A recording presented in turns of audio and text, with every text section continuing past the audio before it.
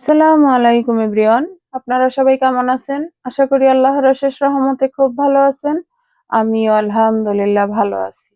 তো আজকের রেসিপি সেমাই পিঠা। তো এই সেমাই পিঠা বানানোর জন্য প্রথমে এই যে দোকানের কিনা চালের গুঁড়া মেজারিং কাপে 2 কাপ নিয়ে নিলাম। এখন দেব স্বাদ মতো লবণ।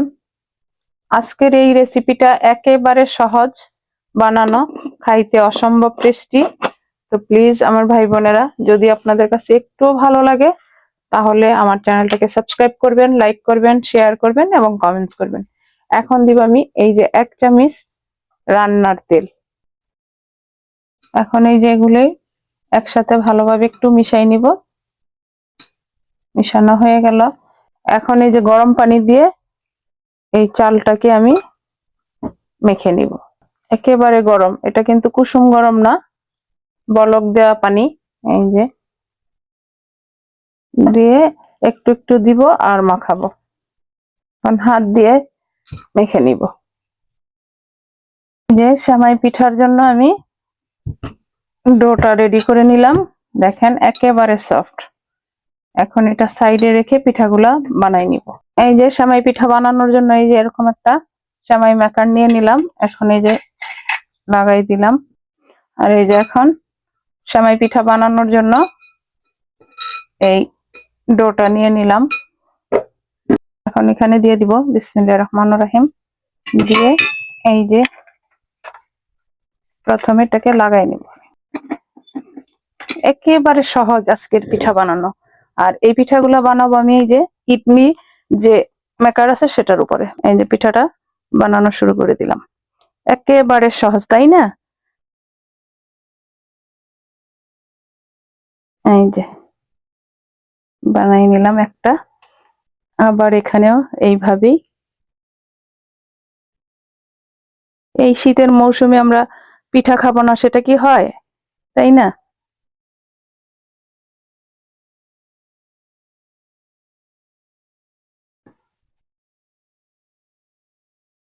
আর আপনারা যখনই এই পিঠাটা বানাবেন চুলাতে যেতে হবে না এই চালের ডোটা রেডি করার জন্য।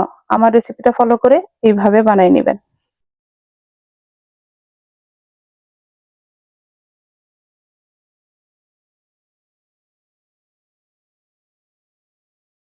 এই যে হয়ে গেল বানানো। এখন এইভাবে আমি বাকিগুলা বানাবো, মানে চুলাতে চলে যাব। যে এখন আমি সেমাই পিঠাটাকে স্টিমে ভাপিয়ে নিব। এই যে এখন এই ঢাকনাটা আমি উপর দিয়ে দিয়ে দিব। দেখেন মাশাআল্লাহ। তো আমার এই পিঠাটা হতে সময় লাগবে 5 থেকে 7 মিনিট। এই যে দেখেন 7 মিনিটের মধ্যেই আমার সেমাই পিঠাটা হয়ে গেছে। এখন সেমাই পিঠাটা বুঝবেন কি করে আপনারা যে হয়ে গেল? তো এই যে দেখেন কালারটা পুরোপুরি চেঞ্জ। দেখেন এই যে বুঝতে পারবেন এটা একরকম আর ওইটা আরেক রকম। আপনাদের বোঝানোর সুবিধার্থে আমি কাঁচাটা দেখালাম আর স্টিমে যেটা সিদ্ধ হয়ে গেছে সেটাও দেখালাম। এই যে এখন নামাই নিব। এই যে এই যে দেখেন দেখেন মাশাআল্লাহ। আজকে আমার বাসায় তো সবাই অপেক্ষায় আছে এই সেমাই পিঠা খাওয়ার জন্য, আমার প্রিয় ভাই বোনেরা। এই যে দেখেন আমি কিন্তু গরম অবস্থায় উঠাই নিতেছি।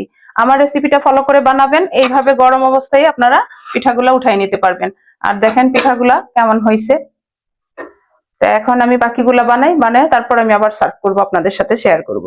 এই যে দেখেন একেবারে অল্প সময়ের মধ্যে বানাই নিলাম আজকের সেমাই পিঠা। অনেকে কিন্তু কল পিঠাও বলে। তো এই পিঠাটা খাইতে যে এত মজা হয়েছে, বাসায় না বানালে বুঝতে পারবেন না। এই যে এখন এই পিঠাটা খাবো এই যে একটু ঝোলা গুড় দিয়ে।